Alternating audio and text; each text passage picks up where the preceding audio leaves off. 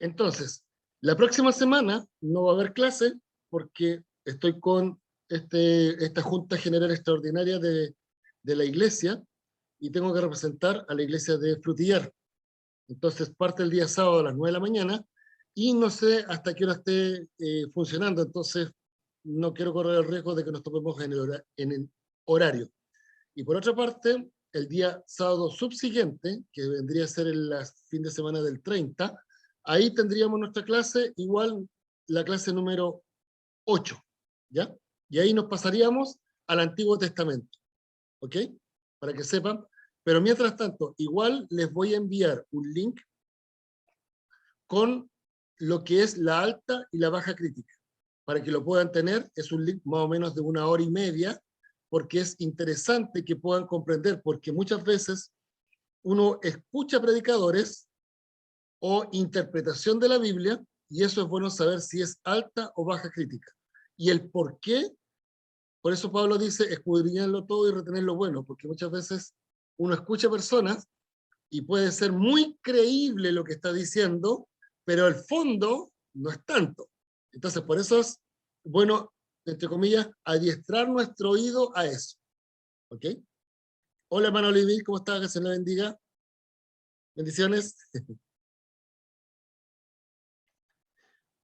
Vamos ahora a la clase número 7. Aquí vamos, en esto, vamos a terminar una breve síntesis de una exégesis de los evangelios y las epístolas, para que lo puedan comprender. Ya vimos una parte de esto. Y esta es la clase número 7 para que lo puedan tener. Ya les envié los PDF. Dijimos que era nuestro orden natural de nuestra Biblia, pero si los tomamos y los empezamos a agrupar en distintos formatos, tenemos un libro narrativo histórico, que es el libro de los Hechos, de profecía, Apocalipsis, las parábolas o enseñanzas de Jesús, Mateo, Marcos, Lucas y Juan, las cartas o las epístolas, y los diferentes tipos de autores. ¿Por qué se llama Nuevo Testamento? Porque Tertuliano, un escritor del siglo II, los llama como este nuevo pacto, este nuevo testamento entre Dios y su iglesia, en donde se completa y se forma en forma formal, valga la redundancia, en forma formal, ¿ya? El canon, los 27, en el tercer concilio de Tartago, en el año 397.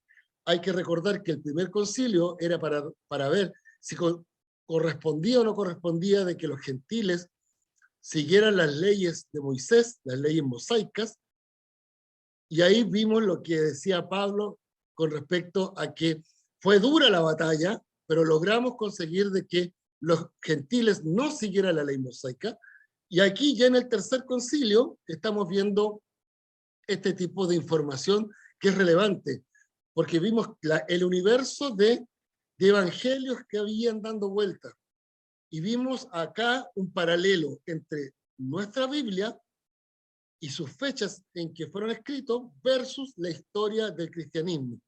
Entonces fuimos intercalando la información, que eso es relevante, porque eso nos da el contexto para aquellos que quieran hacer la, la tarea, el examen o el PDF del contexto bíblico. Esta es la idea, en donde el texto bíblico se afirma con las realidades, o viceversa, las realidades afirman lo que dice el contexto, lo que dice la Biblia.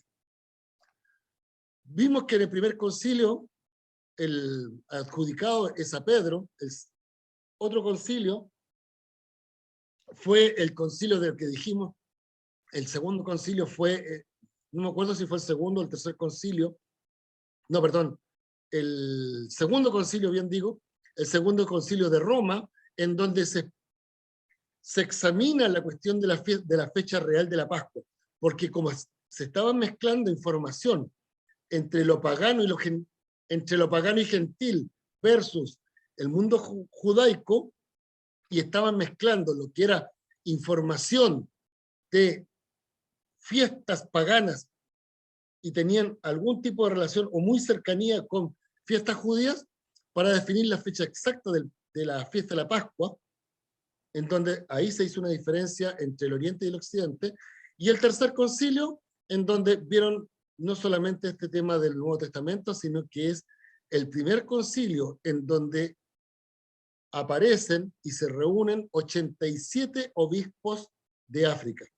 O sea, en 200 años se empezó a esparcir el evangelio bastante, para que ya al año 256 ya tengan esos lugares obispos. O sea, no llega un obispo y dice, me siento aquí, ahora yo soy obispo, y ahora armo la iglesia. No, o sea, es al revés.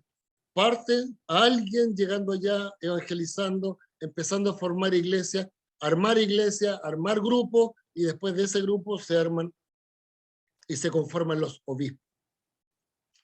Nos revisamos esta cantidad de evangelios que existen. Si ustedes quieren buscar, traté de encontrar el libro, hermano Adrián, como usted estaba solicitando, el mío, ese gordo, libro gordo de Petete de todos estos evangelios en uno solo.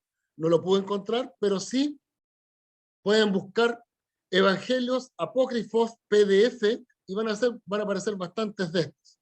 No son, porque es demasiado grande el volumen de información. Esto nos da el contexto de lo que dice los apóstoles cuando dice, si os aparece otro diciendo otro evangelio, otra persona diciendo otro evangelio, llámenlo anatema, porque aparecieron muchos escritos diciendo, no, si yo estuve con Cristo y esto fue lo que dijo.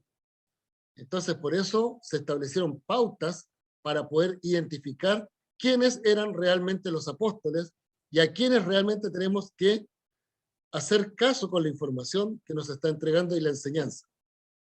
Y de ahí nace el término didaché, que es la enseñanza de los apóstoles a los gentiles, la pauta, como digo yo, el manual de cortapalo. Esta es la base del cristianismo. No existe otra base. De ahí en adelante podemos crear, pero esta es la base.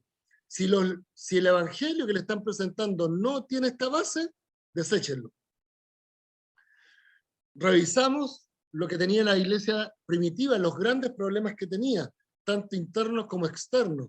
Tenemos el tema intelectual, el imperio, la persecución, las herejías, las divisiones, que no difiere mucho de lo que tenemos hoy dentro de nuestras iglesias evangélicas, ¿no? No difiere mucho.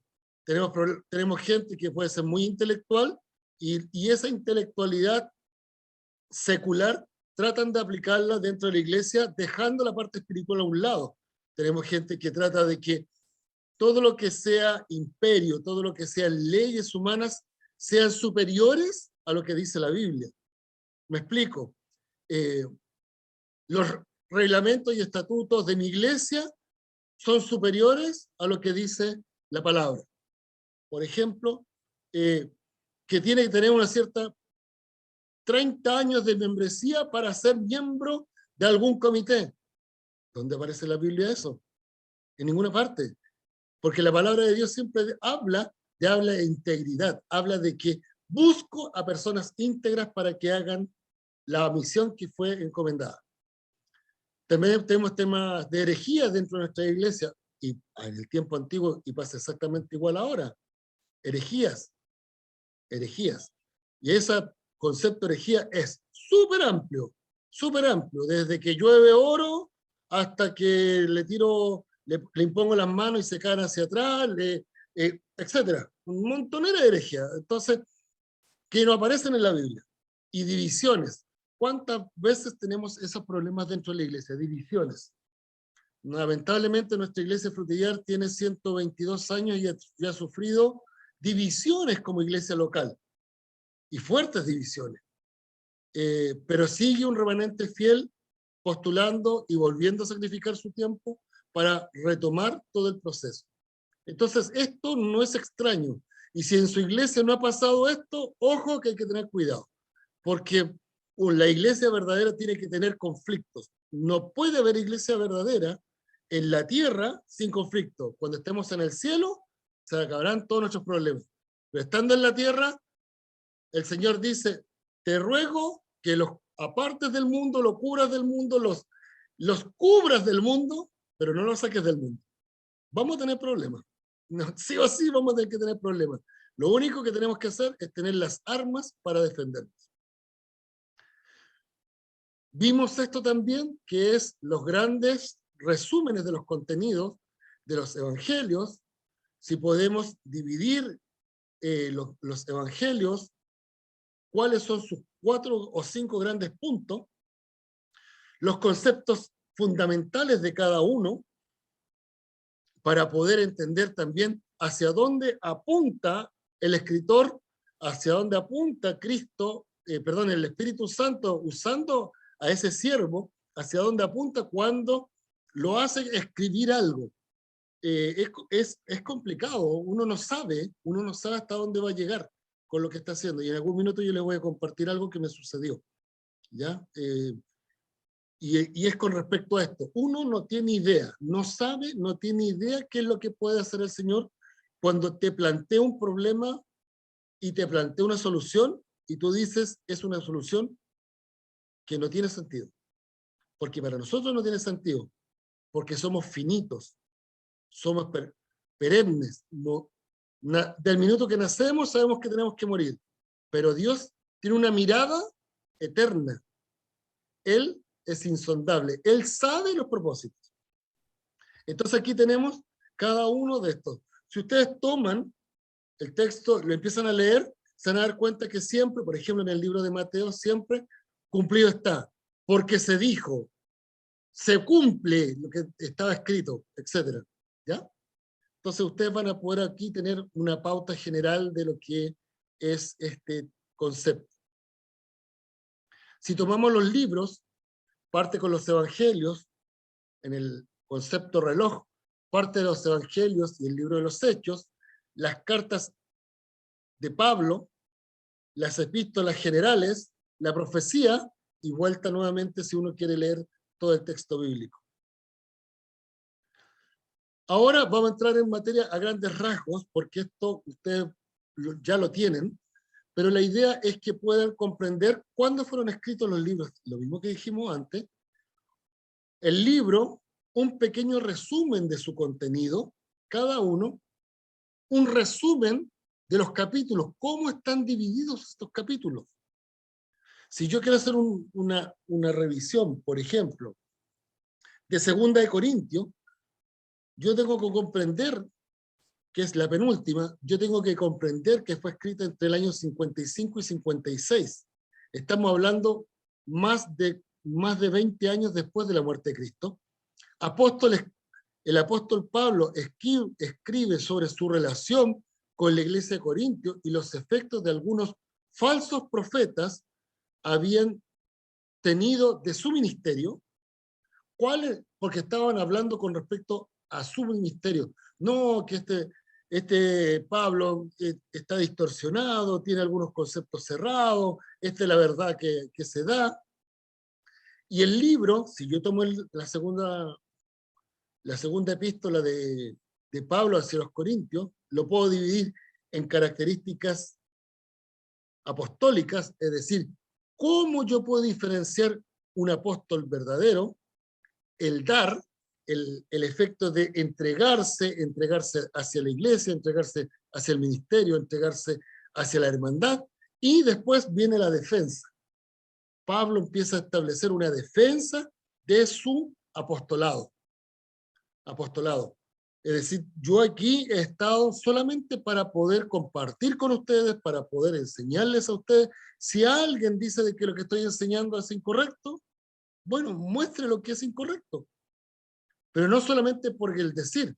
Es como la otra vez me pasó en una discusión que tuve con unos hermanos. Me decían, hermano, muchos piensan. ¿Pero cuántos son muchos? ¿Quiénes son los muchos? ¿Quiénes son los muchos? No, son me están nombrando 5, 6, 7 personas de 600. Eso no es mucho. Eso es el pensamiento de algunos. ¿Me entiendes? Entonces, uno tiene que tener defensas.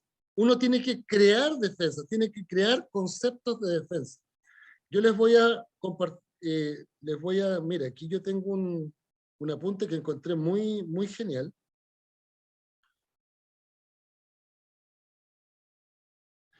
Es un triple filtro para silenciar a los chismosos.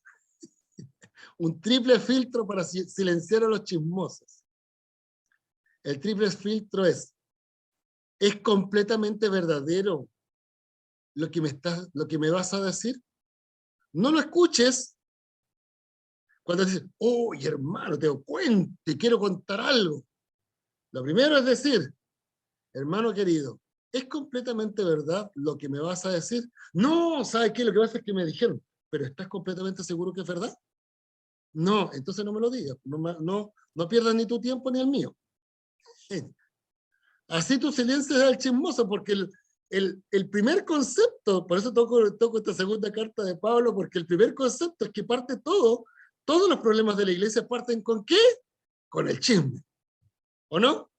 Sí, parten con el chisme, que me dijeron que, oye, este pastor es malo, tiene un problema, pero ¿cuál es? No tengo idea, pero es malo, ¿sí o no? Porque supe. Y de repente dice, no, es que me lo dijeron hartas personas. ¿Quién? Este hermano. ¿Y quién más? La hermana del hermano. ¿Y quién otra más? La tía del hermano. ¿Y quién más? La mamá del hermano. O sea, me estás diciendo que toda la familia te dijo eso. Sí. ¿Pero alguien más de la familia? No, nadie más. Entonces es un problema de la familia, no es problema tuyo. ¿Sí o no?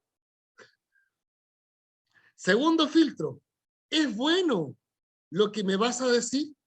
¿Me va a edificar? ¿Es algo que va a producir algún efecto bueno en lo que me vas a decir? No, que lo que pasa es que es buena la copucha. Pucha, mira, ya tengo el mate listo para que conversemos. Acá se le dice mate cuando se van a juntar para pelar a alguien, para ser chismoso, ¿ya?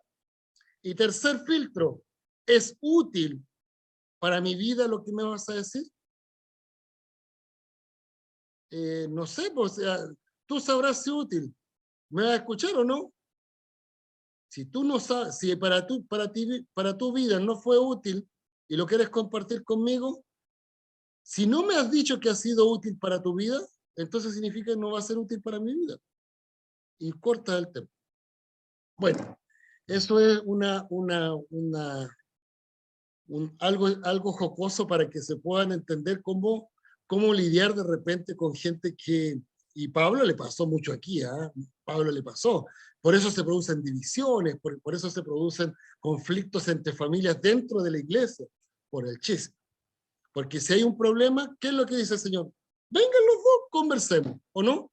Eso es, conversemos, hablemos del tema, pero no lo esparzamos, no hagamos algo más allá de lo que corresponde. Aquí tienen entonces, y después aquí tienen un panorama de los versículos principales, el versículo principal, el mismo libro eh, reunidos en grupos.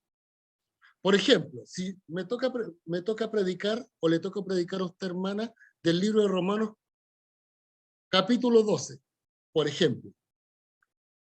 ¿Cómo sería una introducción? El libro de Romanos fue escrito aproximadamente en el año 56 después de Cristo. Esta carta es una carta importante de Pablo, donde escribe a los romanos acerca de la vida en el Espíritu Santo, que es dada por la fe en los creyentes en Cristo Jesús. El apóstol les reitera la bondad de Dios y les declara a través de Jesucristo cómo Dios nos acepta y nos perdona nuestros pecados. Listo. Tienes inmediatamente una introducción para que la persona se canalice hacia el libro de los Romanos. Si uno toma el libro de los Romanos, parte mostrando qué es el Evangelio, la relación de Dios con Israel y después cómo es la vida cristiana. ¿Cómo es la vida cristiana? que es totalmente separado a la relación de Israel con Dios. Ahora es un Dios personal, ahora es un Dios único, y ese trato es directo. Ya no es como nación, ya no es hacia todos, sino que es de tú a tú, de uno a uno. Y ahí y vamos a ver entonces el capítulo número 12, teniendo esta perspectiva del texto. Tienes 1 minuto y medio y tienes dicho todo hacia dónde enfocar al, al público con el cual tú estás conversando. Bueno, eso se trata un poco de la homilética, ¿ya? Pero para que entiendan cómo este material que se les está entregando les puede servir para desarrollar una idea clara hacia las personas que están en el curso, en el devocional, en la predicación, al aire libre, darle una pincelada de lo que, hacia dónde están focalizados ustedes como hermanos en Cristo. ¿Ya? Tenemos también el libro, acá tenemos otra parte de los libros, el libro de Efesios, Corintios, etcétera, y pasa exactamente lo mismo. También les va a servir esto como introducción a sus temas, porque cada uno va desarrollando una visión hacia adelante con respecto hacia el texto que yo voy a desarrollar o que el Señor te ha pedido desarrollar. Porque muchas veces el predicador, sobre todo en iglesias, cuando te invitan, de repente tenemos caballitos de batalla, que es bueno, pero tú tienes que tener una visión en el Señor, una comunión en el Señor para poder entregar un texto. Yo puedo tener, hermanos queridos, y usted puede tener todas las ganas de compartir un lindo sermón, hermoso, precioso, y agarro este libro. 1000 bosquejos para predicadores. Yo lo puedo utilizar. Puedo con esto predicar. Tengo 1000 sermones. Si yo fuera un pastor de una iglesia y son 52 semanas, cuántos años tengo de predicación? Tengo para más de 10 años de predicación, sin necesidad de estudiar la Biblia. Yo puedo tomar este texto y estar toda la vida leyendo este texto y sin nunca tomar este texto que es el importante. Si yo no tengo comunión con este texto no tiene ninguna relevancia. Ninguna. Ninguna. Y eso es lo que nos pasa muchas veces con los predicadores dentro de las iglesias. Pierden la comunión con Dios y lo que hacen, van a YouTube, escriben y replican. Y eso no solamente es un gran pecado, sino que se transforma en el pecado del I. Es decir, han dejado de escuchar la voz de Dios. No puedes tú, hermano amado, hermana amada, dejarte llevar por... Dante Llévenes puede dar un hermoso sermón. Puedo tomar un video grabado de Gigi Ávila y dar ese mismo sermón, con el mismo énfasis. Pero caigo en lo que pasó con Simón el Mago, querer comprar la unción del Señor, que es a través de su palabra, para poder llegar a otros. Eso no se puede hacer. Eso no es predicar, eso no es estudiar. Porque la palabra de Dios es palabra viva, es palabra eficaz, es palabra que te edifica a ti primero. Si no te edifica a ti primero, al resto no lo va a edificar. Yo no puedo tomar un hueso, porque esto me puede servir solamente para tener una idea. Hay algo que a lo mejor dentro de lo que yo estoy expresando, me falta algo. Puedo tomar ese libro, mirar el texto y decir, mira, qué interesante este pensamiento. Sería bueno incluirlo. Pero no puedo basar mi vida espiritual en la de otro. Mi relación tiene que ser personal. Cuando me toca dar un tema, no puedo tampoco darme vuelta en los mismos huesos como los perritos, perdonando la expresión. Pero y los perritos tú le pasas un hueso y lo lengüetean el huesito, y le dan vuelta, y le sacan todo el calcio, ¿o no? Completo. Y siguen dándole con el mismo huesito. Nosotros teníamos un hermano que predicaba, ahora ya está con el Señor y siempre nos reíamos. Podía predicar de cualquier versículo y terminaba con la mujer de flujo de sangre. Podía partir con Josué y terminaba con la mujer de flujo de sangre. Podía partir con el Apocalipsis y terminaba con la mujer de flujo de sangre. Entonces, no puedes, o sea, tienes que concentrar tu predicación en lo que realmente el Señor te entregó en ese concepto, en esa idea, en ese versículo. No dilatarlo. Por eso es importante, primero, canalizar la predicación, la meditación. Ubicarlos en el tiempo, ubicarlos a grandes rasgos de qué se trata y después empezar de a poco a entrar en el texto. Eso es un poquito lo que es la homilética, para que puedan entender. Y aquí están todos los libros, aquí tienen material suficiente para poder empezar a analizar, ¿ok? Aquí cada uno de estos. Y esto mismo se los voy a entregar también, pero del Antiguo Testamento, ¿ok? Del Antiguo Testamento. El Nuevo Testamento no está exento de críticas en su texto, desde tiempos inmemorables. Ya analizaremos brevemente algunos conceptos, con el afán de que ustedes, hermanos queridos, conozcan algunas posturas que muchas veces están floreciendo en las escuelas teológicas, pero debemos mantener nuestra fe incólume y tomarlas como son. Opiniones vertidas no necesariamente representan el pensamiento de esta casa educacional. ¿Me explico? Probablemente lo que vamos a ver ahora son tendencias teológicas en algunos puntos, pero no necesariamente representan lo que nosotros pensamos como Iglesia, Alianza Cristiana Misionera de Frutillar o como Academia Bíblica. Es para que ustedes puedan comprender que pueden leer un texto o escuchar una predicación que puede sonar muy bien, pero en su fondo no es así, ¿ok? Para que lo puedan entender. Porque pasa que hay que pensar también que Satanás, recuerden que Satanás utilizó las mismas palabras de Dios para engañar a la mujer, pero presentado de otra forma. De otra forma. A esto le vamos a llamar la alta y la baja crítica.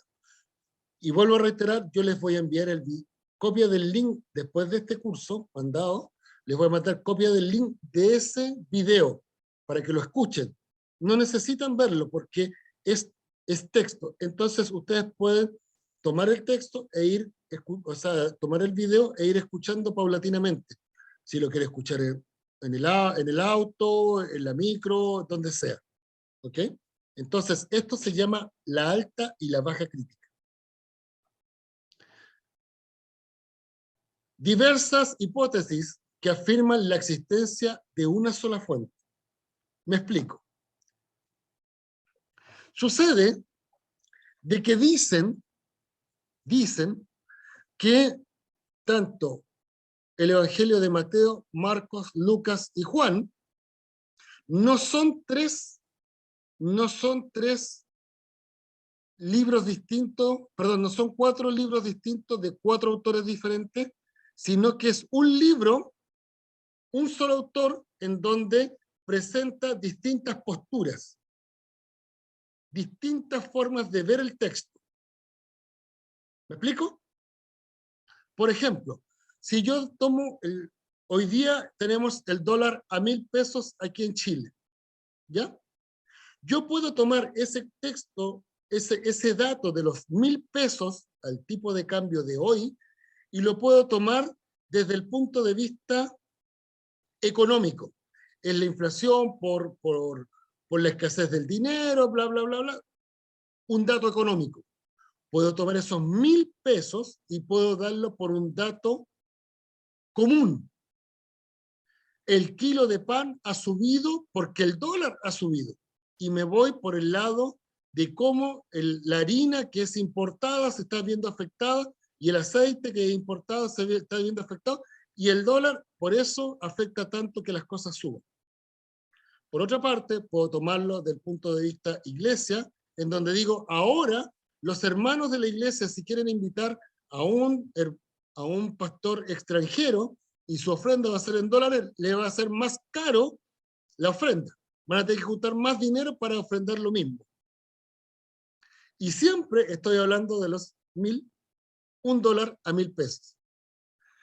En este caso, cuando hablamos de esto, estamos hablando que en el libro de Eusebio de Cesarea, que vivió en el año 263 al 336, fue un obispo de Cesarea, un exegista, un analista del texto, y él escribió en el libro 3, en el número 39, párrafo 16, hablando del Evangelio, dice, esto relata Papias referente a Marco. Sobre Mateo dice así, Mateo compuso su discurso en hebreo, arameo, y cada cual fue traducido como pudo.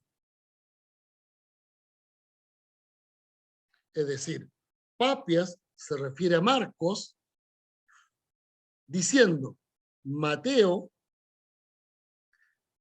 dice de que él escribe el discurso y cada cual lo tradujo como pudo.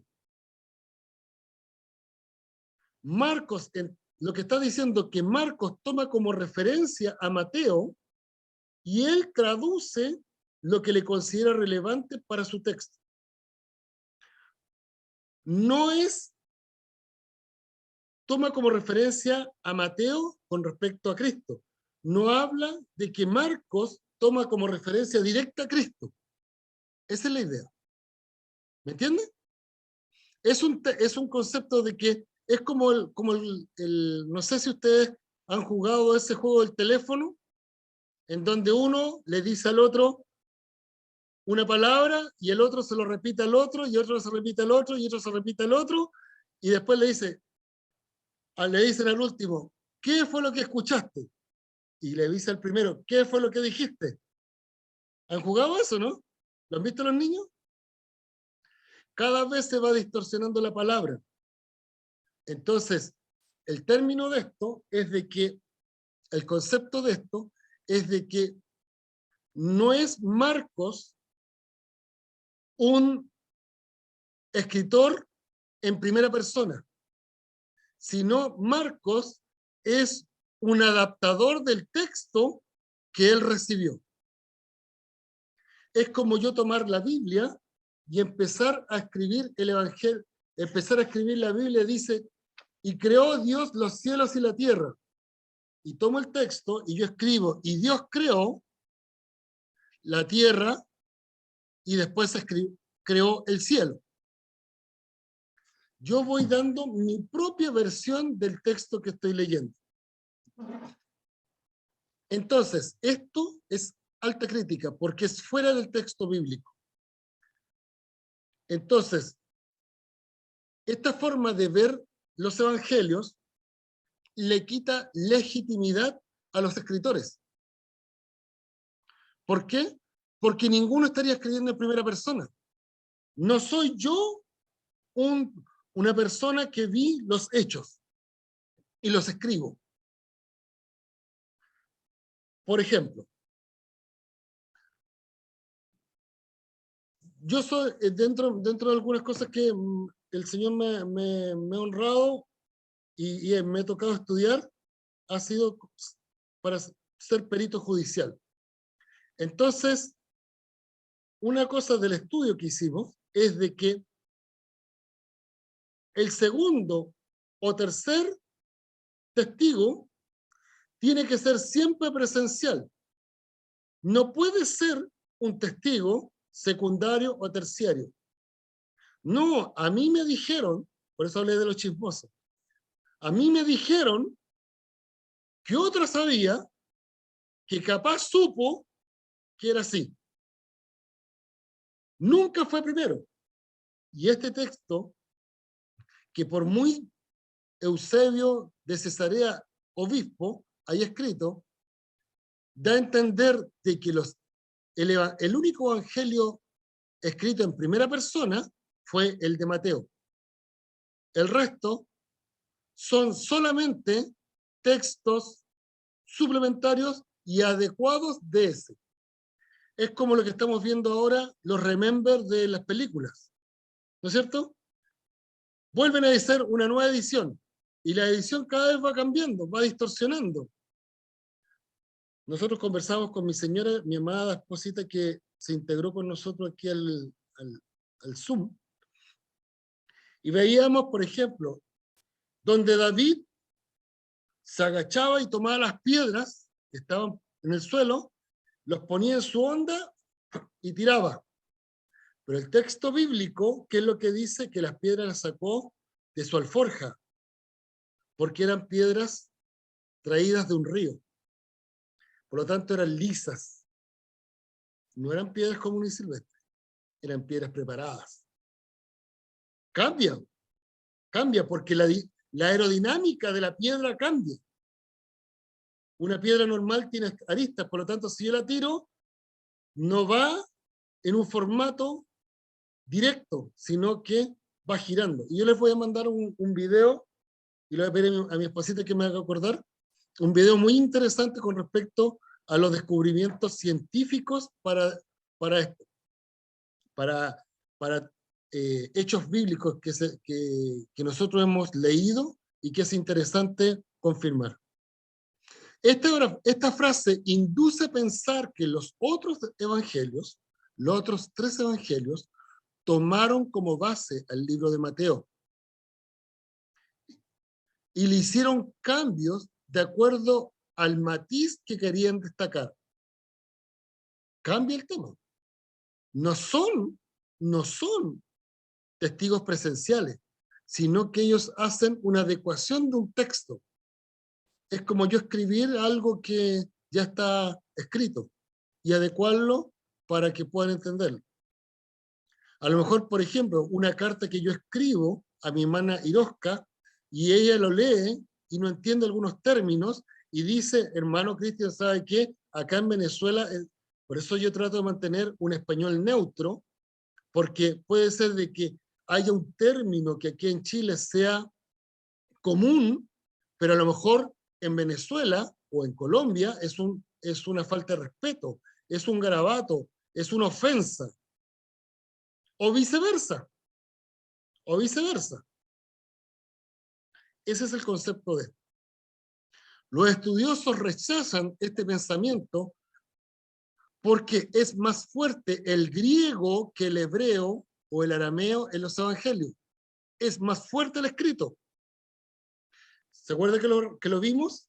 Es más fuerte el escrito en griego que el escrito en arameo o en griego o en hebreo. Usar palabras transcritas de ese idioma son las menos. Son las menos. Por lo tanto, si Mateo escribió el discurso en hebreo o en arameo, significa de que los demás textos, sí o sí, estando escritos en griego, generan un trasfondo de acuerdo al léxico en griego. Una segunda hipótesis. ¿Quedó clara esta primera hipótesis con respecto a lo que es cuando uno lee o estudia? Sobre todo con los biblistas, hay que tener no un cuidado, sino que masticar un poco la información que se dice. No estoy hablando de que los biblistas hagan un mal trabajo, sino que puede ser de que incluyan información que no es tan analizada como para poder establecer una verdad afirme con respecto a lo que se está informando. Una segunda hipótesis, por ejemplo, de los evangelios, aquí tenemos la primera hipótesis con respecto a los evangelios. Primera hipótesis, que todos los evangelios tomaron 3 de 4 tomaron de base a Mateo para poder ser escrito. Segunda hipótesis que se escribió. La segunda hipótesis es que los evangelios se afirman de 4 fuentes distintas. Es decir, esta hipótesis, ya que hay material y hechos de uno, narran que los otros omiten. Es decir, hay 4 fuentes distintas. Hay 4 fuentes distintas para poder hacer énfasis de lo que es una hipótesis. Los evangelios dicen de que son 4 fuentes distintas sobre los hechos acontecidos. La diferencia es que nosotros pensamos que los hechos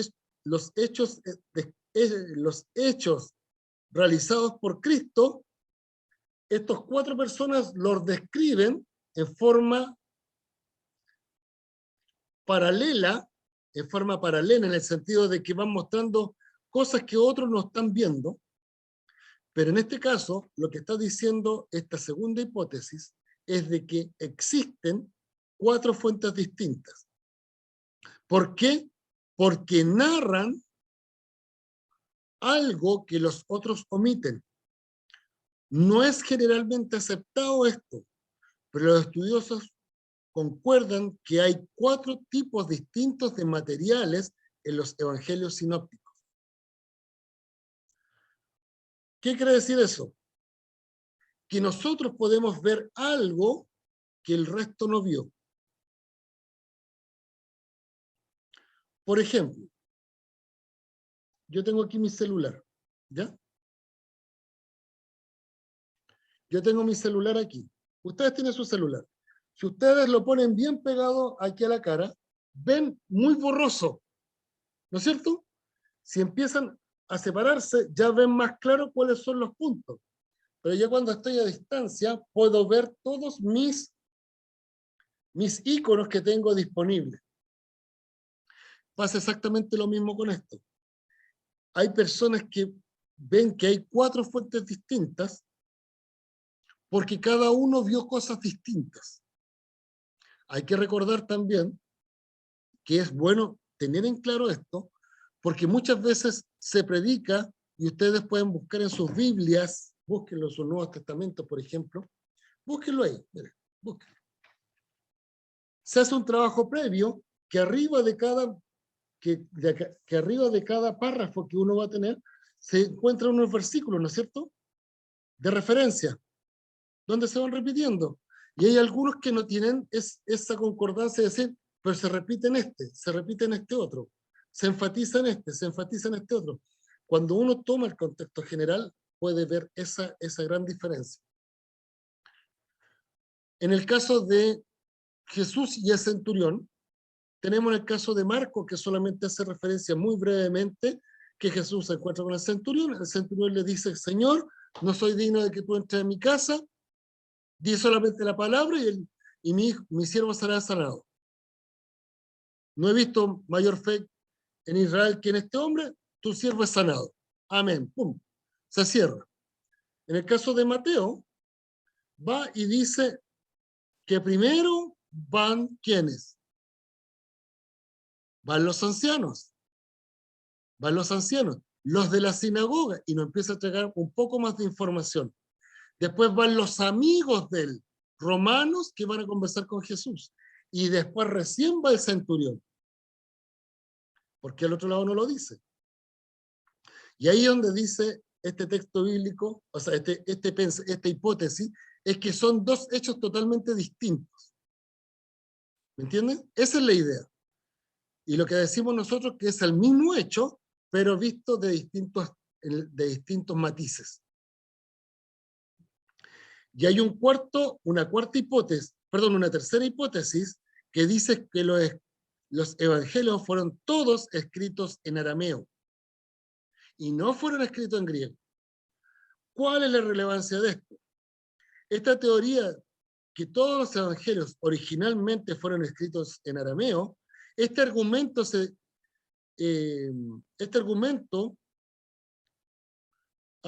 que hay muchos porque hay muchas traducciones erróneas de los evangelios en griego, que solo puede corregirse si se vuelve al texto original, que es arameo.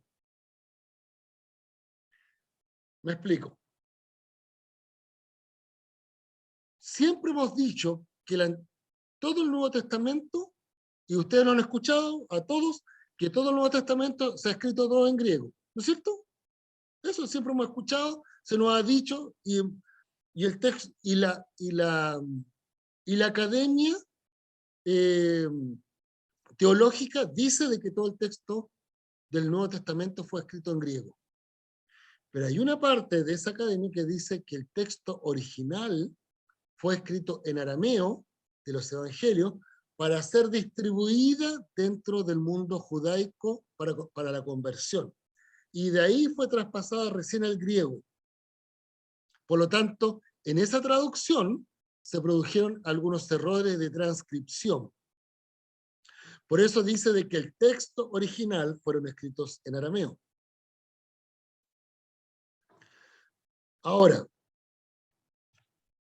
este argumento sobre la escritura puede tener algún tipo de asertividad, de ser cierto, al momento en que Pablo va a decir a los hermanos que están en España que va a ir para allá, va a ir a España, o va a ir a evangelizar. Creo que no es muy loco pensar, que Pablo no solamente tenía textos en griego, sino también tenía textos en arameo. Es como tener nuestra Biblia en una Biblia bilingüe. ¿Me explico? Porque él tenía que llegar con el Evangelio no solamente a aquellas personas cultas, sino que también al inculto, al del pueblo, porque el arameo lo utilizaba la gente del pueblo. Entonces, no es muy loco también pensar de que hay textos en griegos y pueden haber habido textos en arameo, más si encontramos textos en Qumran que también se encontraban escritos en arameo. ¿Ya? Esto que acabamos de hacer, acabamos de mirar, esto se llama alta crítica. Alta crítica. Porque no está dentro del texto bíblico, sino que son conjeturas que se hacen al texto bíblico. ¿Me entienden? Son conjeturas que se hacen al texto bíblico. Que pueden tener que algún hermano que tenga una fe un poco débil lo puedan hacer tropezar de su fe constante, porque si yo digo que toda la escritura es inspirada por Dios, útil para redarguir, para corregir, para instruir en justicia, y todo el texto bíblico, el Nuevo Testamento fue hecho y escrito por los apóstoles para que nosotros creamos.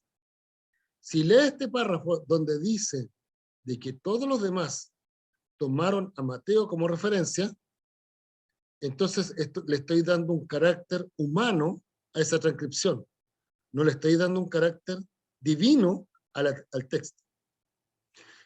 Porque es distinto decir, la Biblia es la palabra de Dios, es distinto a decir, la Biblia contiene la palabra de Dios. ¿Cuál es la diferencia? Que uno es y el otro una parte es. Por lo tanto, estoy diciendo que una parte fue escrita por personas y no por Dios. Ojo con eso. Por eso hay que tener cuidado al escuchar a las personas. Te puedo decir, la Biblia contiene la palabra de Dios. Amén. Sorry, no es así. La Biblia es la palabra de Dios. Utilizó a mucha gente para escribirla. Que eso es otra cosa. Que eso es otra cosa.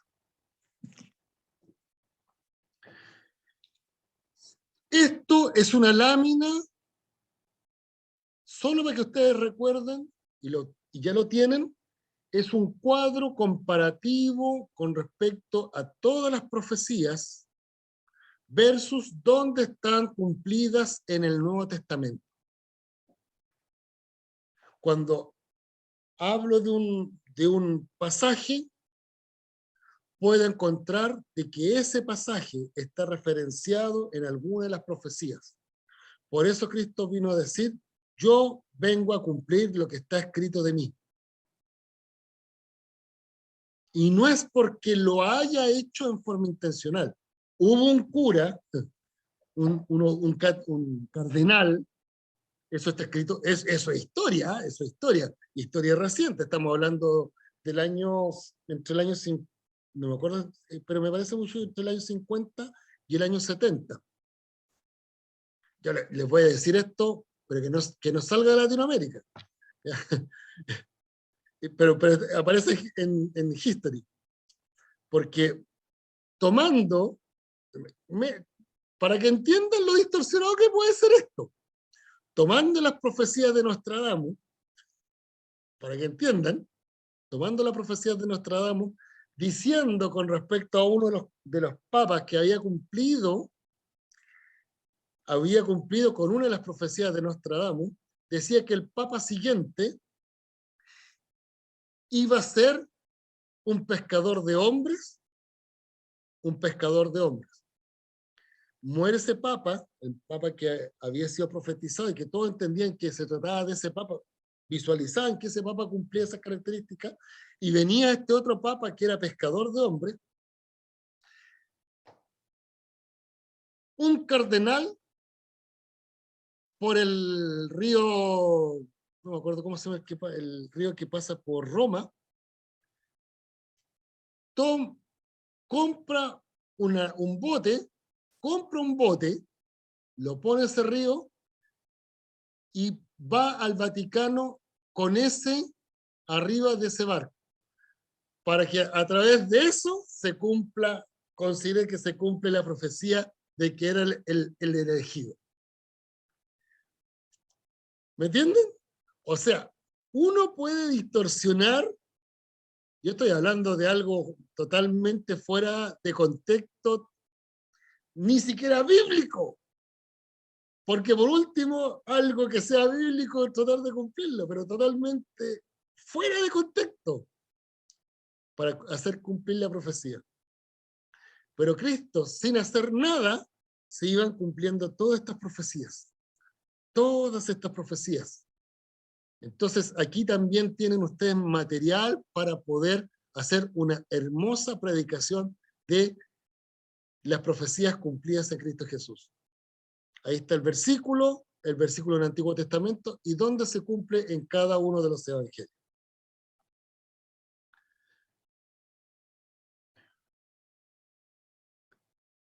¿Qué puede decirse en cuanto al problema sinóptico? Porque esto es mirar sinópticamente los textos, es decir, poner los paralelos y ver cómo se desarrolla. ¿Cuál es el problema?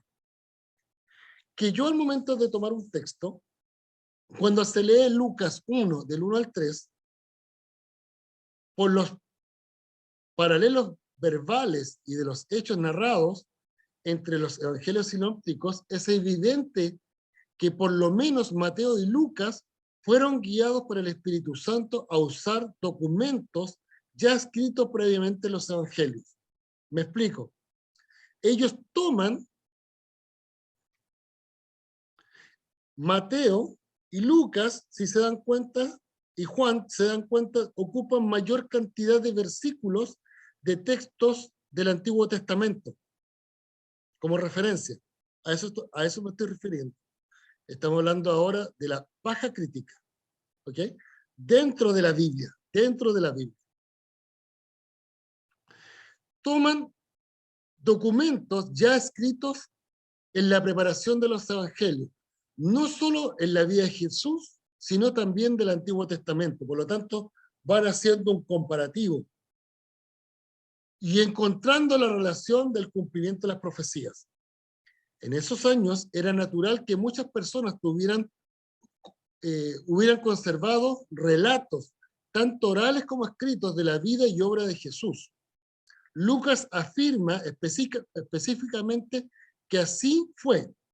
Busquen por favor Lucas 1:1 en sus Biblias y se van a dar cuenta de lo que está escrito aquí. Puesto que ya he tratado de poner en orden la historia de las cosas que entre vosotros han sido ciertísimas. Aquí hay algunos verbos y unos adjetivos muy interesantes. En orden la historia. Es decir, hay una verdad que todos sabemos. Eso es lo que está diciendo aquí.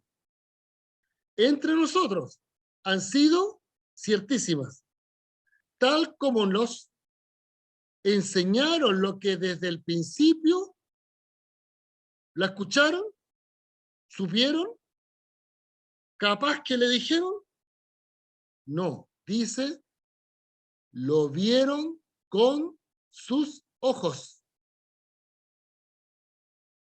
O sea, aquí está hablando de testigos de primera fuente.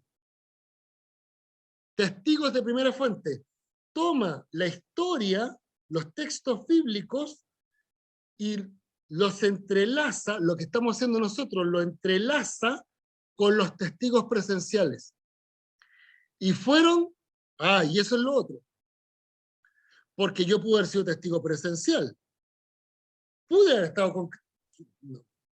sería un privilegio enorme, yo creo que para nosotros, haber sido testigo presencial de los milagros de Jesús. Pero la gran diferencia es que mis testigos fueron ministros de la palabra.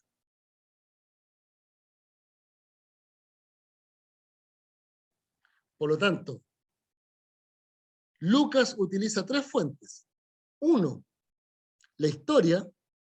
2, testigos. Y 3, que tengan confiabilidad, porque fueron ministros de la palabra. Me ha parecido también a mí, después de haber, palabra interesante, investigado con diligencia. Porque yo puedo investigar sin ningún ánimo de encontrar nada. Investigar con diligencia. Parte de la información, lo que quise ver, no. Todas las cosas, desde su origen, escribiéndolas por orden. Interesante. Interesante. Porque ustedes se dan cuenta que aquí hay algunos verbos y algunos adjetivos que son relevantes para quien quiere ser un estudioso de la palabra de Dios. Buscar los testigos, buscar la historia, buscar testigos fidedignos, ser investigador, ser diligente, ordenado y desde un principio. Cuando hemos hecho un análisis del texto, decimos en qué años es, quién lo escribió, cuál es el contexto total, cuál es el versículo clave, y ordenamos a grandes rasgos cómo es el libro para poder encaminar al oyente. Si se dan cuenta, es exactamente lo mismo que está escribiendo Lucas aquí. Para que conozcan bien la verdad de las cosas de las cuales han sido instruidos. Porque pudo haber sido instruido y no pudo haber sido la verdad. ¿O no? Por eso recalca, para que conozcan bien la verdad de las cosas de las cuales han sido instruidos. Sugiere además que antes de escribir su propio relato, hace una investigación de las fuentes disponibles.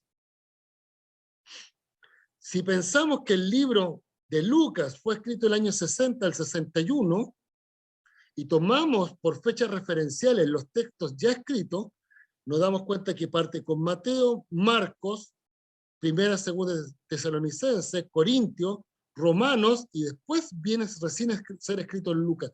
Y eso también le da veracidad a esta palabra. desde el origen escritas por orden, para que conozcáis la verdad de las cosas de las cuales ha sido instruido.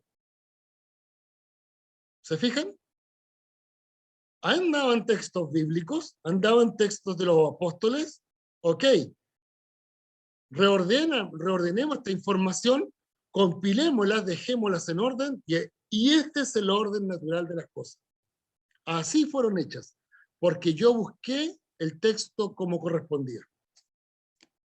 Yo les quiero mostrar algo, no ando con, esta no es mi Biblia, pero quiero mostrarles algo, porque muchas veces caemos en algo de menospreciar un poco en el buen sentido de la palabra, la Biblia.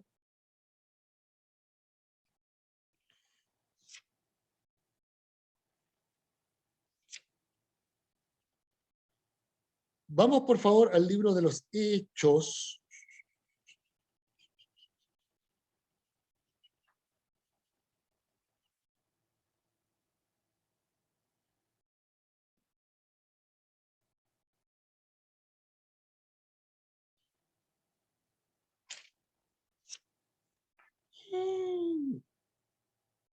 Típico cuando tú buscas algo y no lo encuentras.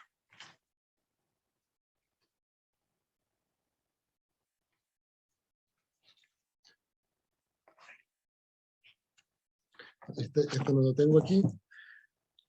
Por favor, busquen en el libro de los Hechos, no me acuerdo, pero está dentro. Dime el texto, disculpa. Ese, donde María está en el. Búscalo tú, mamita, en tu Biblia. Sí, por favor. En el texto donde María está en la iglesia primitiva. ¿Ya? Donde María participaba en la iglesia primitiva. ¿Alguna palabra en especial que te recuerdes de María, ese texto? Que formaba parte María la más. María, madre de Jesús. Porque Marías hay muchas. María, madre de Jesús. María y sus hermanos. Lo buscas y búscalo tranquilito y lo ven. Sí. ¿Ya? Y de ahí lo comparte. Un besito. Ya, entonces, si se dan cuenta. 1:14. ¿Ah? Hechos 1:14. ¿Lo puede leer, por favor?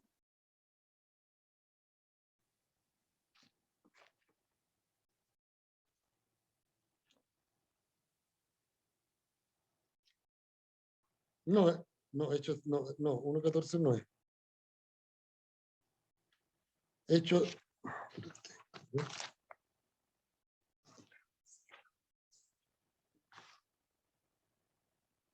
Aquí está, correcto, hermana Bertina, perdón, sorry, está mirando Juan. Dice, Hechos 1:14, estos perseverarán unánimes en oración y ruego, con muchas mujeres, y con María, la madre de Jesús, y sus hermanos. Si uno toma el libro de Lucas, por favor, vayan al libro de Lucas. ¿Con qué parte?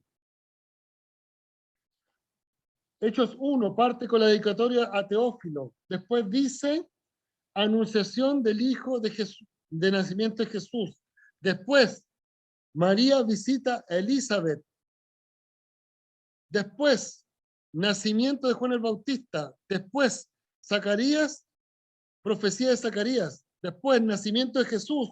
Después, presentación de Jesús en el templo. Jesús en Nazaret.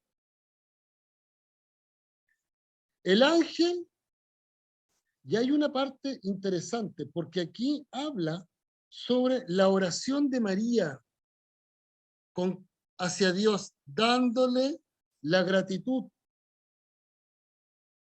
En Lucas del 1 del 39 al 56, es una oración de María. 26, entonces María dijo, engrandece mi alma al Señor y mi espíritu se regocija en Dios, mi Salvador. Y ahí empezó todo un relato. ¿Quién le dijo eso a Lucas? ¿Quién se lo dijo? Si no fue María. Si es una conversación de María. Esto fue María. lo que yo narré.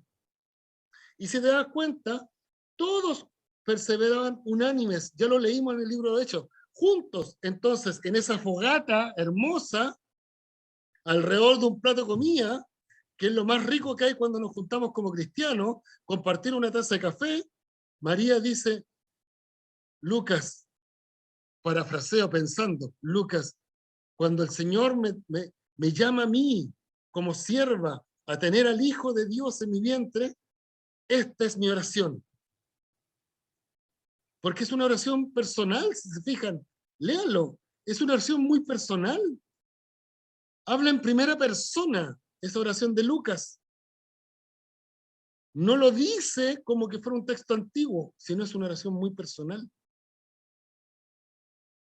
Porque inclusive es más, después dice, versículo 56, y se quedó María con ella, en este caso Elizabeth, como 3 meses, y después volvió a su casa. ¿Qué relevancia para el texto bíblico tiene que se haya quedado 3 meses? Ninguna, pero sí la relevancia para los que lo están viviendo. Sí la relevancia para los que están viviendo. El hecho de que Elizabeth estuviera esperando un niño y se acerque María y el niño Juan Bautista se empezaba a agitar, ¿cómo habría sido eso cuando se juntara a comer en la misma mesa? ¿Se imagina? Se sentaban en la misma mesa y empezaba el niño de Juan Bautista a patear para todos lados porque estaba Jesús al lado. ¿Se fijan? Por eso es relevante esos 3 meses. Por eso lo tiene tan presente al momento de tomar el relato. Bueno, eso es otro tema. Pero si se dan cuenta, tienen una predicación hermosa de María ahí. Tiene una predicación hermosa de ver cómo ella, en ninguna parte en el libro de los Hechos, quiere ella ser relevante. Ella sigue siendo una sierva. Una sierva. Y no como la quiere presentar la Iglesia Católica. Entonces, si se dan cuenta aquí, en este párrafo, tenemos una cantidad de textos bíblicos que estaban previos al libro de Lucas. Por lo tanto, él pone en orden toda la información, todo lo que se estaba conversando, todo lo que hemos estado conversando en estas tertulias alrededor de un plato de comida como iglesia. Es que toda esta información no se puede perder. El Señor no permite que esta información se pierda. Hay que ordenarla. El Espíritu Santo le mandó ordenar esto. Críticas a la fuente de los evangelios de Juan. Por ejemplo, el evangelio de Juan tiene pocos paralelos con los otros evangelios. ¿Se han fijado, no? Muy pocos paralelos. Es como si hubiera conocido los evangelios o lo hubiera querido enfatizar otro aspecto. Adicional a eso, la fecha datada del evangelio de Juan es de una persona mayor. Por lo tanto, probablemente cada vez que como uno conversa con personas mayores, se van recordando y van hablando. Y después, ¿y verdad qué? Y vuelve a tocar un tema anterior. Entonces después, es como que después ordenaron el texto de lo que dijo Juan.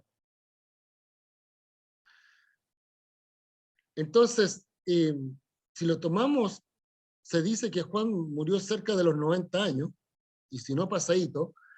Salmo 90:10 dice, los días de tu edad son 70 y los más robustos 80. Con toda su fuerza es molestia y trabajo, porque pronto pasan y volamos. Si él ya tenía aproximadamente 90 años, probablemente hay un grado de lucidez elevado para poder recordar, pero no los hechos en formas secuenciales. Por eso se muestra esta forma distinta de presentar el Evangelio. No importa lo que digan los críticos, los estudiosos en cuanto al origen del Evangelio, por lo que se hace bien en no perder de vista el autotestimonio del libro. ¿Se dan cuenta de lo que conversamos antes? Siempre habla de un autotestimonio. Y el que vio da testimonio. Yo estoy dando testimonio y su testimonio es verdadero. Lo que estoy diciendo es verdad, no es mentira. No solamente porque lo digo yo, sino también lo dicen los otros. Y él sabe que dice verdad y para que vosotros también creáis. Y Juan 21 dice, este es el discípulo que da testimonio de las cosas. Y escribió estas cosas, y sabiendo que su testimonio es verdadero. Porque a esta altura ya todos los evangelios, ya vimos que había muchos evangelios circulando. Entonces, dentro de esa maraña de información, digo yo fui testigo presencial.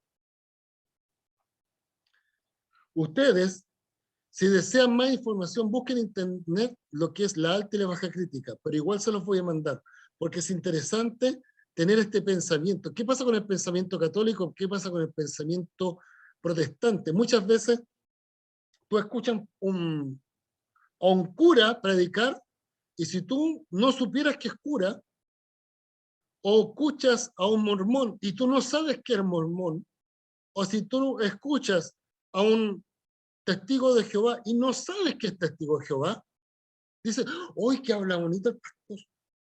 ¿O no? De repente te convencen. Por eso es bueno tener estos conceptos claros de que tenemos que ser un poquito más incisivos en nuestro estudio. Si usted no está firme en la fe, es fácil caer en redes de la lógica y razonamiento humano, por lo que conocer estos pensamientos ayuda al debate con argumentos. Pero no nos desgastemos en esto. No nos desgastemos en esto. Si usted quiere discutir, hermano, ni un problema, vaya a discutir a otro lado. Pero yo no me voy a desgastar mi tiempo en esto que no va a ser edificante. Por eso partí hablando de lo chismoso. Porque tengo que tener esa capacidad de decir, esto me edifica, me va a ayudar a edificar a otros. El que me está diciendo es testigo fiel o no. Tengo que tener un poquito más de filtro y no desgastarme en cosas que no son productivas. Eso, mis hermanos. Y si se dan cuenta, sigo manteniendo mi horario. Yo soy bien sistemático. Mi hermana Alejandra me conoce, yo, así, cuadrado como queso. Abran su audio para que conversemos y Bueno, tengamos 10 yo puedo minutitos decir para que una puedan cosa. conversar. Dígame. Buenos días, tengo Buenos muy días. mala la señal y muy débil, no pude entrar a tiempo y yo sé que usted empieza inmediatamente, a mí Sí. me faltó lo que había comentado antes. Uh-huh. Bueno, gracias le doy al Señor por este tiempo, la palabra de Dios está clarísima, y yo creo que con eso podemos tener unos cimientos en esta palabra de Dios, unos cimientos espirituales. Yo creo que nada sabemos, y todo lo sabe Él, y cada granito que entra en nosotros podemos nosotros ser partícipes y poder a nosotros mismos ayudarnos en la palabra y ayudar. Solamente agradecer este día y a mi hermano Cristian, bendecirlo, y que yo creo que todos estamos orando los unos por los otros. Sabemos que aquí en Chile tenemos un tiempo de inviernos, y mi hermano Adrián debe estar pero súper helado por allá, en La Serena, aquí arriba en Chile, en La Serena, también mucha lluvia, mucho nieve, gracias a Dios, hace muchos años, 15 años que no estaba nevando por acá en la zona, pero la palabra me da calor, me da esa sed de tener más, buscar la palabra de Dios. Eso, mi hermano Pedro, mi hermana Inésita, mi hermano Vladimir, mi hermano Carlos, mi hermana Irosca. Les doy muchas bendiciones a Albertina, mi hermana Albertina, mi hermana Andrés. mi hermano Cristian. Gracias, gracias les doy por que estamos en este curso. ¿Ya? Muchas gracias. Y el Gracias a calor que usted por tiene mi hermana participar. Ninoca, mándenos los calorcitos de allá de su país. No, envíen usted frito, más bien. No le puedo creer. Ya. Yo pensé que tenía calor por allá. Bueno, un abrazo. No, es que y tienen muchas gracias. demasiado calor. Demasiado calor. Están Ah. sobre los 40 grados. Tire para acá, pues. Como Sí. decimos en Chile. Tire para acá. Gracias, mi hermano. Gracias, mi hermano. Gracias, Hermano hermana. Cristian, yo Sí. le voy a decir así muy popularmente, me hizo sudar. Sudar más de la cuenta, porque estoy sorprendida con lo de... Yo sabía que Mateo era el primer libro, pero que los otros evangelios se hayan copiado de base el libro Mateo, que ahí como Condorito. Ojo, ojo, que eso es uno de los pensamientos que se tienen. Pero nosotros lo que creemos que se escribieron siendo los autores testigos presenciales. Claro, no yo entendí copistas, eso perfectamente. no copistas. De hecho, yo me supongo que por eso, cuando leemos Marcos y leemos Juan, hay citas de esos evangelios. Claro. Esa es la explicación.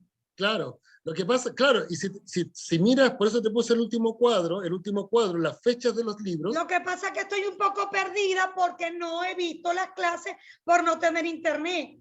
Ya, pero bueno, cuando tengas internet la puedes bajar. Por último, cuando tengas internet, lo que puedes hacer es bajar de YouTube los videos y los guardas, te sale más práctico, ¿ya? Así no gastas tu internet. Lo que sí, lo que decíamos ahora, era de que probablemente, como tenían por textos, eran antes del Evangelio de Lucas y el Evangelio de Juan, habían conceptos que yo puedo mirar y hacer, y al momento de leerlos, recordar lo que había pasado, porque yo probablemente no me voy a acordar de muchas cosas. O sea, la mente del ser humano es muy finita. Dios tiene la mente infinita, nosotros finitas. Pero hay cosas que de repente puede ser de que, por ejemplo, yo no me voy a acordar cuando fuimos a La Serena, donde nuestra hermana Alejandra, ¿cómo se llamaba la calle donde nos juntamos? Por ejemplo, no me voy a acordar, pero sí me voy a acordar el lugar, el restaurante, pero no me sé el nombre, no tengo idea dónde es, no me recuerdo ni el día, ni la fecha, no me recuerdo nada de eso. Pero si voy a donde otro testigo presencial, voy donde la hermana Alejandra, y le pregunto, hermana Alejandra, ¿dónde fue? Ah, fue en tal día, tal lugar, tal cosa, usted se sirvió tal cosa, usted... ¿Y por qué te acuerdas tanto? Ah, las mujeres tenemos muy buena memoria. Es decir, nos acordamos de todos esos detalles, ¿o no? ¿Me explico? Entonces puede ser de que no necesariamente se haya transcrito, pero sí se miró para recordar. Y el Espíritu Santo le trae memoria, así como dice la palabra de Dios, traeré memoria de mí a ustedes. Refrescaré su memoria. Entonces le trae nuevamente a la memoria los hechos y ahí pueden narrar en forma más lógica. Porque hay algo que a lo mejor Mateo está tomando en consideración y Juan dice, ah, no, pero ojo, aquí faltó este detalle y yo lo agrego. ¿Te fijas? Creo que pudo haber pasado mucho eso. Por ejemplo, ustedes, si tienen la posibilidad de leer el Evangelio según San Tomás, ¿ya? El Evangelio de Tomás, búsquenlo en internet, Evangelio de Tomás. Todos dicen, el Evangelio apócrifo, anatema, Satanás. ¿No es cierto? Pero tú, al momento de leerlo, te das cuenta que la narrativa de ese texto es una transcripción como tú haces en una agenda. Hoy Jesús hizo tal cosa, un punteo que se llama. Es decir, algunas cosas puntuales que significan narrativas. Hoy Jesús hizo esto, léanlo, pero bajo esa perspectiva. Después sucede otro acontecimiento, toman nuevamente el libro, hoy Jesús hizo tal cosa y pasó tal cosa. Después pasa otro tiempo y hace lo mismo. Ustedes lo van a leer, no tiene ninguna narrativa, son hechos sueltos. es como una gran agenda de hechos narrados, de hechos consecutivos, como para acordarse cuándo fueron realizados. Busquen por favor ese Evangelio según San Mateo. Hermano Obviamente, Cristian, ¿qué significa incólume? incólume, que permanece firme, que no cambia, que es afirme y no cede, y no cede. Inalterable. Inalterable. Inalterable.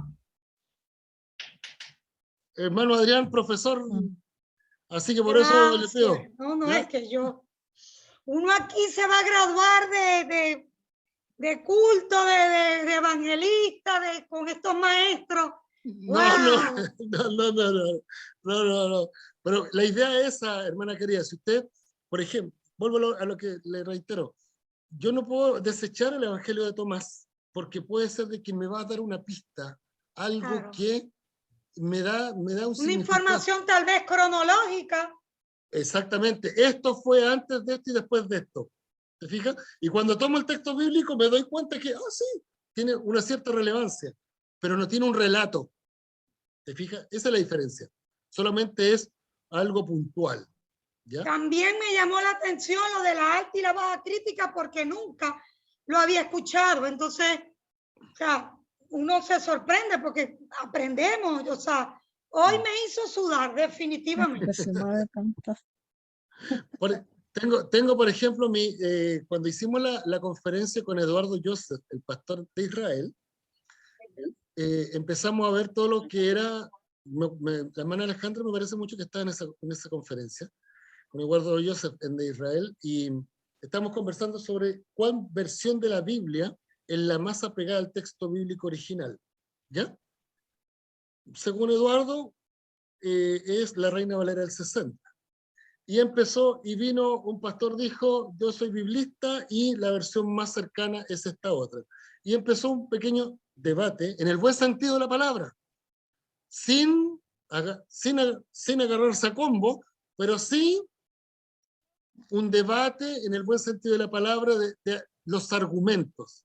Y dentro de eso, me tomé el tiempo de decirle a los hermanos, esto es lo que están haciendo los pastores, no es un momento de discusión, no es un momento en que se esté tomando mal, sino que esto se llama alta crítica. Alta crítica. Porque en definitiva estamos tomando no el texto bíblico, lo que está dentro, sino alrededor.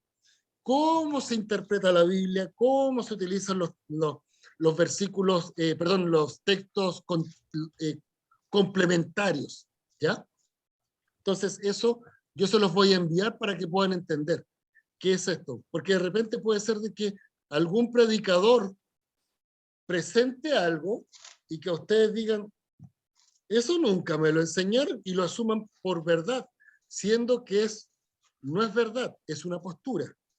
Son dos cosas distintas, porque hay cosas que son hipótesis, hay cosas que son potencialidades, son ideas o comentarios, y no es una verdad bíblica. ¿Entiendes? Y hay que dejarlo en ese contexto, en una idea, en un comentario, en una posibilidad, pero no dejarlo afirme. ¿Ya?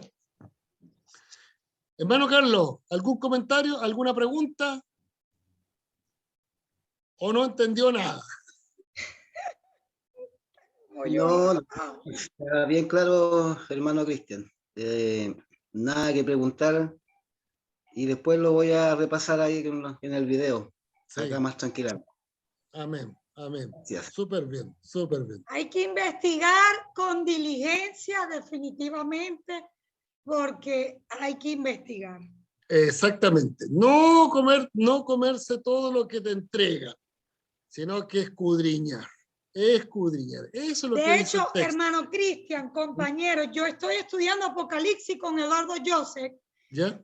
Y vi, por el tema del internet me atrasé, él le dio COVID, y vi un versículo que está en 13:17 que dice, y que ninguno pudiese comprar ni vender, y habla sobre la marca, ¿no? Y él explica que eso habla de la parte de las compras digitales y que el efectivo en papel, y eso se ve en la economía actual.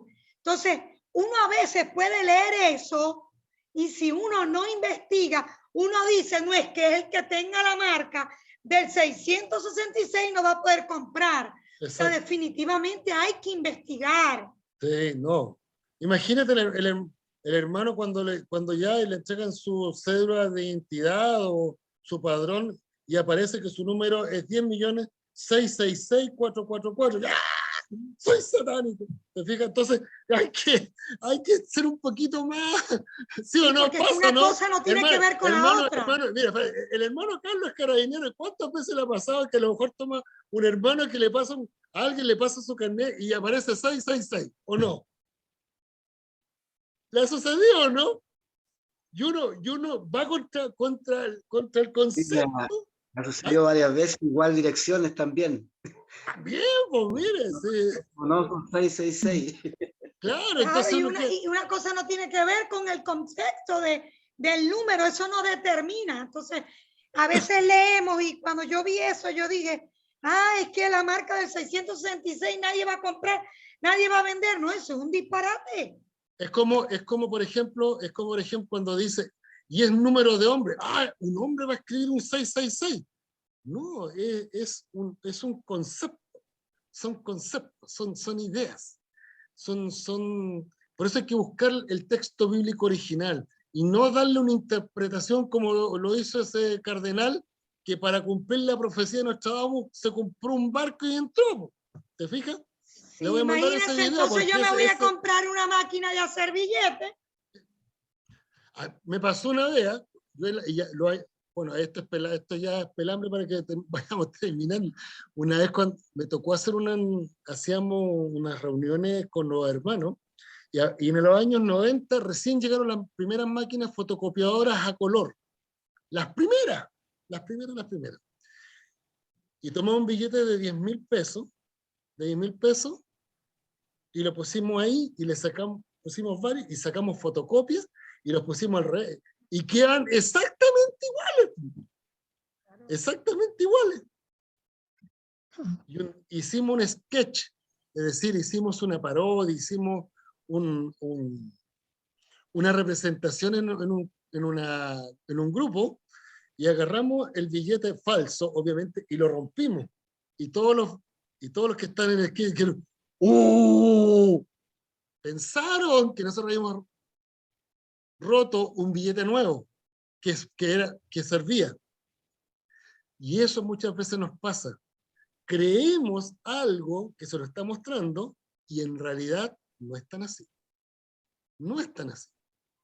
Por eso es bueno conocer las posturas, los pensamientos, porque de repente puede ser de que tú estés presentando algo porque lo escuchaste, sonó súper lindo porque lo dijo Cash Luna, porque lo dijo Dante Yevene, porque lo dijo cualquier predicador famoso. ¡Ay, qué hermosa palabra! Sama, no sé cuánto. Ya, lo toman y lo ponen ahí, en el culto. Y te das cuenta de que no es tan así. Definitivamente hay que tener una buena metodología para aplicar, definitivamente, y no copiar y pegar, o repetir como un loro. Por eso también tienes la otra, que puede ser de que tú tienes un pastor, pastora o predicador, predicadora, que no se nutre de la palabra del Señor y vuelve a repetir esos huesos viejos, y te das cuenta de que, como siempre he dicho yo, de repente tú tienes predicadores que no salen de esos 50, 100, 200 versículos y no hay palabra fresca, siendo que la Biblia me dice que es como manantial de agua fresca, la palabra del Señor. Hermano, yo le agregaría a eso que definitivamente hay que estar permanentemente en la presencia del Señor, sí, porque si no caeríamos en ese hueso que usted dice que el perro lambetea y le da vuelta y siempre caemos en lo mismo. Si no tenemos una verdadera intimidad en la presencia del Señor, todo el tiempo vamos a estar igual. Así es, así es. ¿Alguna pregunta más? ¿Consulta más? ¿Alguien más? ¿Nadie más? Todo De todas maneras voy a subir este video. Reitero, hoy día a la tarde yo les voy a mandar el link porque tenemos nuestra campaña evangelística, lo vamos a transmitir por Facebook a través de Asim Frutillar, como Asim Frutillar, y también a través de nuestra radio, que ya tenemos, gracias al Señor, una radio, empezamos a trabajar eso, una radio que se llama Radio Milagro, ¿ya? También lo vamos a compartir para que lo puedan seguir, porque hoy día está con nosotros el pastor y cantante Charlie Busto, ¿ya? Y mañana, hoy día sábado y mañana domingo, está un pastor, un evangelista de acá de la zona. Y el próximo sábado no va a haber clase, por eso les voy a enviar el link del video de la alta y la baja crítica, para que lo vean, porque dura aproximadamente 1 hora y media, 2 horas, ¿ya? Es largo, pero es interesante, para que conozcan las posturas, ¿ok? Conozcan las posturas. Y el sábado subsiguiente, ahí sí tendríamos nuestra clase en el mismo horario, y yo les envío el link previamente, ¿ok?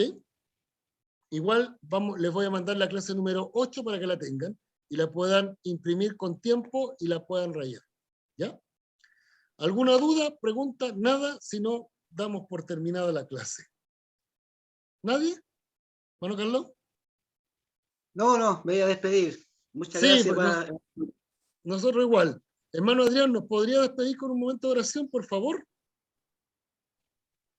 Te damos gracias, Señor, por haber compartido este momento, esta ocasión, Señor, en que tú nos has enseñado cosas que a veces no entendemos.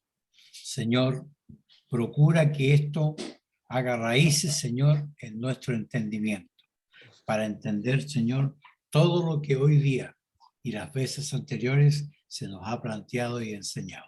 Te damos gracias, Señor, por permitir a este grupo fiel mantenerse, Señor, en este curso. En tu nombre damos gracias. Amén. Amén. Amén. Que el Señor les bendiga grandemente. Que estén bien. Amén. Bendiciones. Chao, Luna. Muy Bendiciones. bonita Vamos la para clase. hermana Martina. Bendiciones para cada uno. Ahí está la Señor les Inesita. bendiga. Señor les bendiga. Dios le bendiga. Nos vemos. Sí, hermanos. Avísale a la hermana Inesita. Voy a apagar ahora la estufa. Así que avísale a la hermana. Hermano Adrián, envíe un poquito de frío. Nosotros queremos puro huir de acá, tanto frío, hermana. Ay, hermana Erosca. Ay, qué calor. Pero prontito vamos a estar en un lugar más cálido. Nosotros vamos a salir de... Yo le digo a mi Buen hermana, día. yo voy para Chile, pero no en época de frío. No, que va. Bueno, si vienes para acá, para Chile, ven a visitarnos Frutillar junto con tu Sí, yo el hermana. año que viene voy, si Dios ¿No es quiere. cierto, hermana Albertina? Que venga, po. Acá, Claro. diga. Tengo una bendición aquí A y ver, quiero darle las gracias a nuestro amado hermano. A ver, ¿cómo se puede hacer? No puedo girar la cámara, ¿cierto? ¿No se puede? No, No, parece que no. Ah, ya. no. Miren lo que tengo acá. Miren lo que me llegó. Ah, pero se giró, ¿no? Sí, ahí. El hermano Adrián nos mandó un paquetito de Me llegó regalo, un paquetito. una tortilla. Nos llegó un paquete con algo muy rico. Así que Súper lo vamos a lindo. disfrutar hoy día. Sí, hoy día Lo vamos a disfrutar. disfrutar hoy día. Muchas gracias. Muchas gracias, hermano Adrián. Todo nuestro Bendiciones. cariño para ustedes. Sí, Hasta bendiciones, luego, nos vemos. hermano. Dios me lo bendiga. Chao, chao. Los amo. Igual. Bendiciones Chao. a todos ustedes, hermanos. Me da gusto